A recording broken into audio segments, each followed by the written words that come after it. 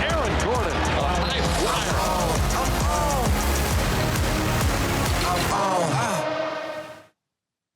Could not be happier for the timing of this, Mr. Aaron Gordon joining us now. I'm doing this solo, so it's probably going to be the best interview we've ever done on the show. I'll be honest with you. The timing, we got to talk slam dunk contest because Mac McClung 3 times in a row got it done, but it's the tweets afterwards, and it all started with Ja Morant. And I'm sitting there like with everyone else going, are they for real? Are they really thinking about maybe resurrecting this entire thing? So you chimed in. Where are we on this? First, this is a young man's game. I saw somebody say on Twitter, like the comments was like, wow, bro, you're really going to call out dudes that don't have no cartilage in my knee? And then he's like, come on, bro. I'm not that old, first and foremost. You know? For real.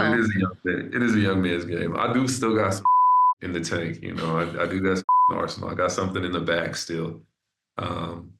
But, you know, it's a long season. It just, if I'm healthy, maybe I'll do it. Okay. How far in advance do they really expect you guys to sort of commit to something like this? Because I actually have no idea. They'll reach out maybe a couple months, you know, maybe about like a month and a half, you know, give you a little bit of time to like commit. Okay. That's not so bad. All right. We can wait. It's like we're all just waiting. It's funny because all week long, and then even after the dunk contest, we sort of just started talking about the greatest dunk contests of all time.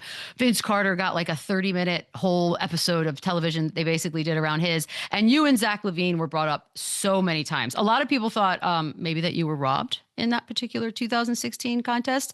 Where do you feel like that year ranked as far as dunk contest total? Personally, I think that was the best one. Of course. You know, I think there is like a bit of nostalgia that like plays into that 2000 dunk contest, you know. Respectfully, like Vince Carter is like GOAT, you know what I mean? But I think if you put my 4 dunks up against Vince Carter's 4 dunks, like objectively, I think my 4 dunks were better. Okay. No, I do think, as a person on the older side of everything, I do think that there's a lot of nostalgia. I mean, when we talk about the whole weekend in general, it's just a lot of back in my days, which is funny because it's not that long ago, technically. And then 2020 happens. D-Wade gives you a 9 out of 10. I don't forgive people easily, Aaron. Did you forgive him? I mean, clearly I made a diss song about him, so I don't forgive people all that easily either. But yeah, I do forgive D-Wade. But I do look back at that and be like, man, he was kind of hating a bit. Yeah, because Mac got like 50 straight across the board the other night. So when you watch the scoring now, you obviously have a different perspective than the rest of us. Are you watching that going 50s across the board? No, Mac is amazing, you know? So like Mac, rightfully so, like his dunks were incredible. You know, he did a double up over a car with somebody in the sunroof. Like risky business right there. Sometimes you got to risk it to get the biscuit, and he definitely did. Yeah, that one, if that had gone wrong, that would have gone horribly wrong. Speaking of the music, Too Close. How long has the music thing been going on? Is that the passion for real? No, it kind of started, I mean, it started with writing. You know, I've always liked to write as a way to express myself. And then it kind of developed more into like poetry, and then it kind of developed more into like rap and hip hop. And then just continuously working with like guys like Austin Owens, AO out of Orlando, and Ian. And then I got a producer out here, Stephen Bugs. And it's just a way to express myself, have fun. You know, when I go into the studio, you know, my heart starts like to palpitate a little bit more. So it like gives me that like joy and that nervousness that I like. And so it's fun, and I like doing it. I think it was genuine. It was a genuine song. How often do you get to do that? I mean, do you sort of allot time or schedule time, or is it off season only? Like, how do you get to be in studio? It's more of like a spur of the moment thing. Like if I really need to get something off my chest, I'll go in there and do it. I think we all now are very familiar with Jokic and his love for 50 Cent. Not the pairing I had in mind, but I'll take it nonetheless. Has he heard your music? Has he critiqued it? Well, what does he think? Oh, I'm not sure because Joker's What? not on. He's not on social media, so I'm sure somebody will play it for him. How I don't know. He'll how probably give me some shit for it. how is he not on like how is he not on you would think he was 90 if you didn't know any better. How does he operate through life day to day? How is he with you guys? Yeah, he keeps it simple. He keeps it really simple. It's just about family. It's about doing his job to the best of his ability and taking care of his loved ones. So he keeps it simple, and he's not here for the extras, and he's not here for, um, yeah, all the extra. He's here to do it how he likes to do it. He cannot be bothered. The mini tournament, the All Star thing. Look, they're trying things out. I get it, just trying to shut everybody up so we stop complaining all the time. But did you like it? Did you like the idea of it? Did you think it needed a little bit of a change? Nah, I ain't like it. And I'm really not the type like to hate on something. I'm not gonna just hate for hating's sake. Um, but I ain't like it. Like everybody was ice cold throughout the entire thing, you know? Um, they had to sit down for too long and then play 40. Hmm. Like you gotta sit down for 30 minutes and then get up and try and guard the best players in the world. Like, good luck.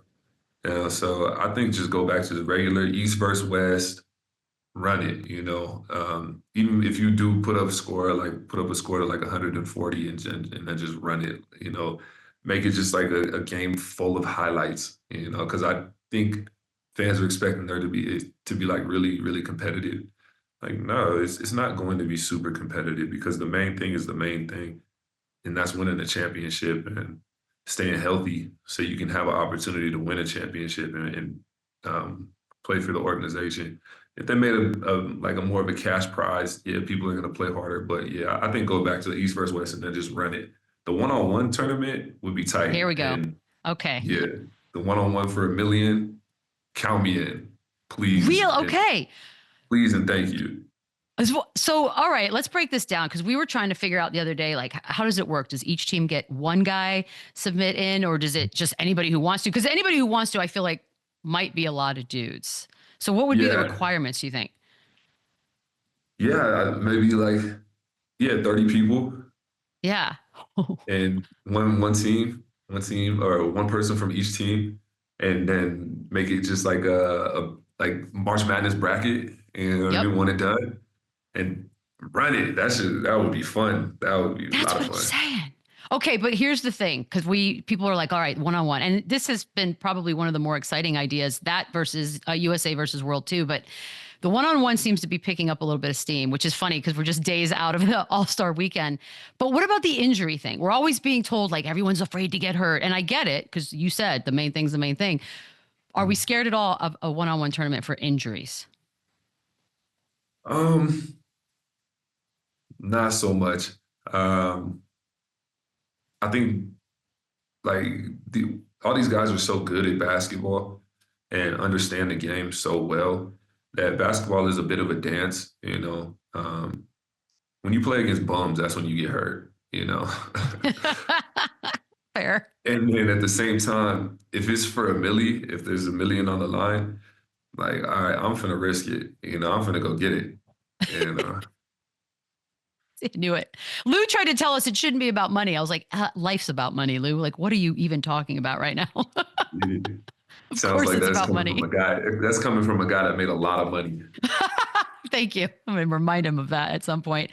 Who's the best one on one guy on your team right now? Is it you?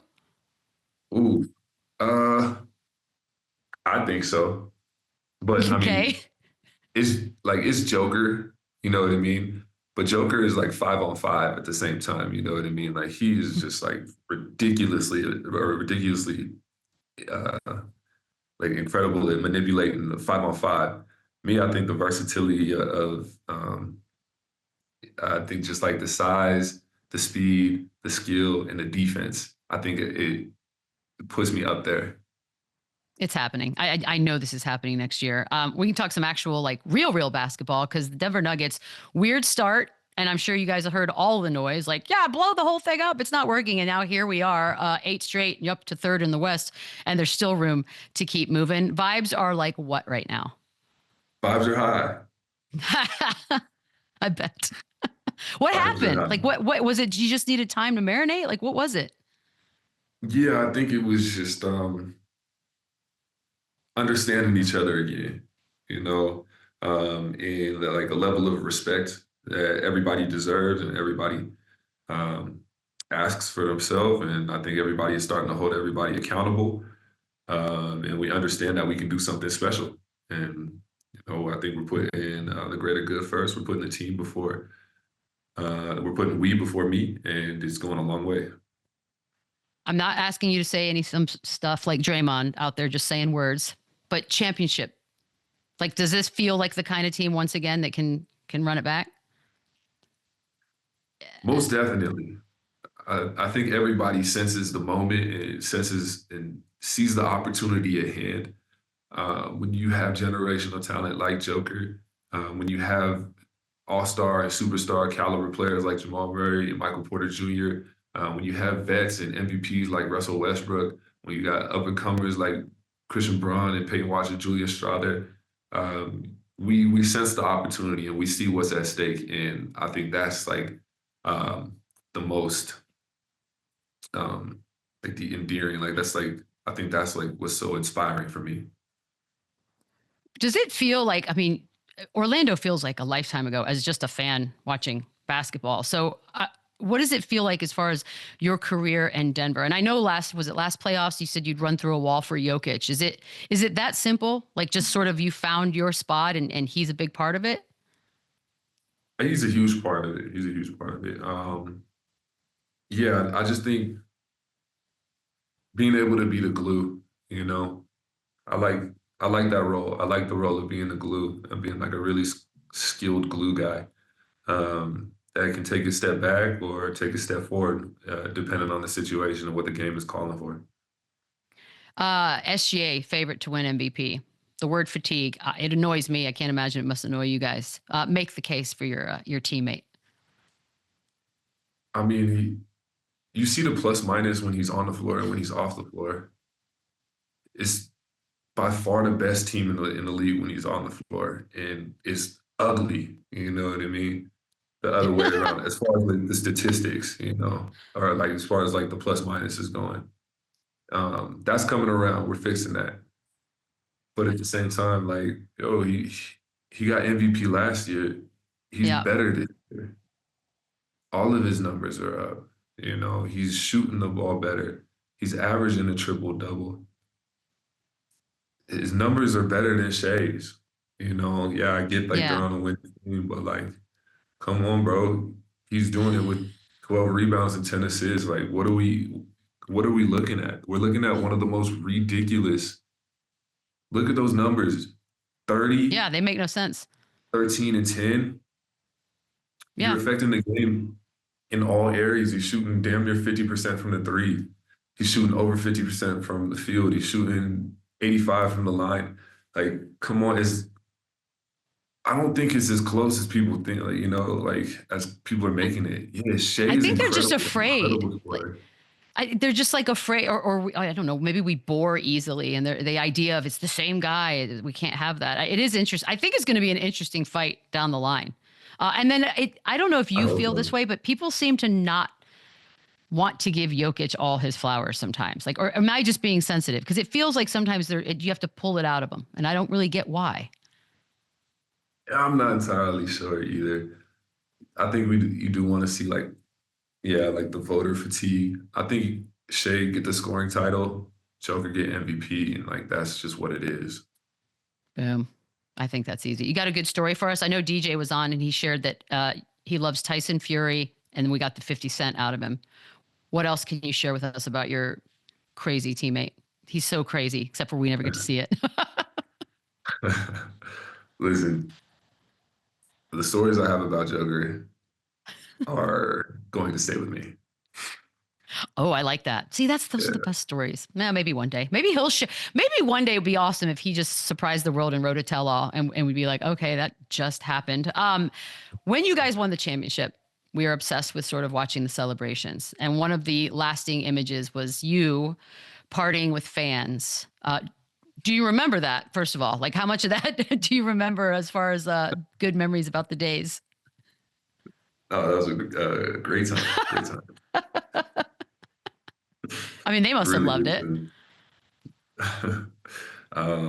Yeah, I mean, the after party was at my like I own a bar lounge downtown in downtown Denver, like the Rhino area, and the after party was at that spot. So just to see, Amazing.